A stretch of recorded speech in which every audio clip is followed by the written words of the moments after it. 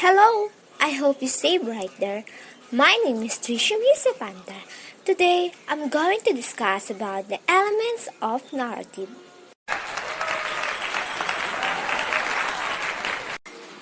Before that, let's have a throwback time. The throwback question is, what is creative writing? Like what Wikipedia said, creative writing is outside the bounds of normal professional. It means creative writing is a form of literature which is we use only our imagination, thoughts, and feelings to express and to create a creative writing works. That's why creative writing, also known as the art of making things up, because it is original and self-expressive.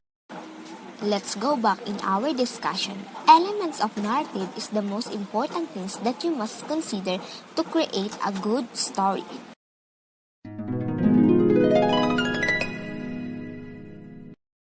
Character is the person who talk about in your story. This is the person who involved in the whole story. Protagonist is the main character of a story. That protagonist makes a key decision that affect the plot, primarily influencing the story and propelling it forward, and is often the character who plays the most significant obstacles. It means the protagonist is the person who played the role as a good guy.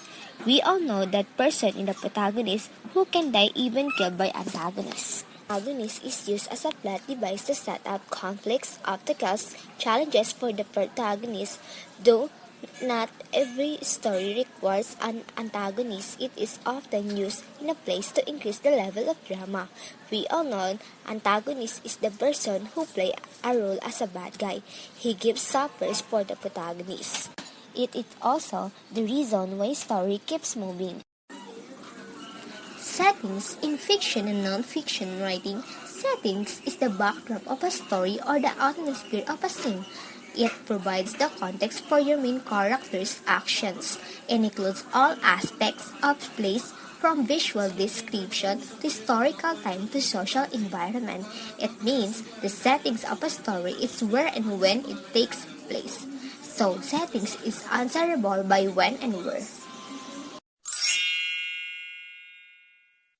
That is about how the author arranges events to develop the basic idea. Means, plot is the proper arrangement of events in a story. Expositions.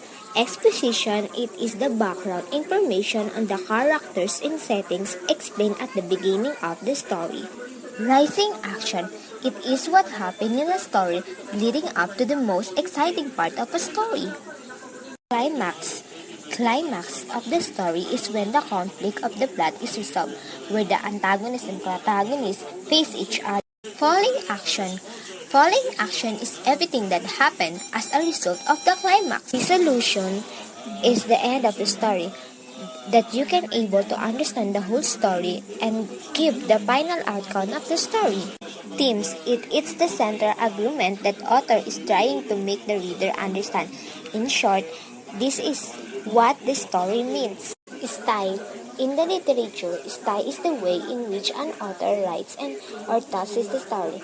This is the author's choice of what sets apart of another or creates the voice that audience read when they read. Form is about the choices of author of what kind of stories she and he wants to do.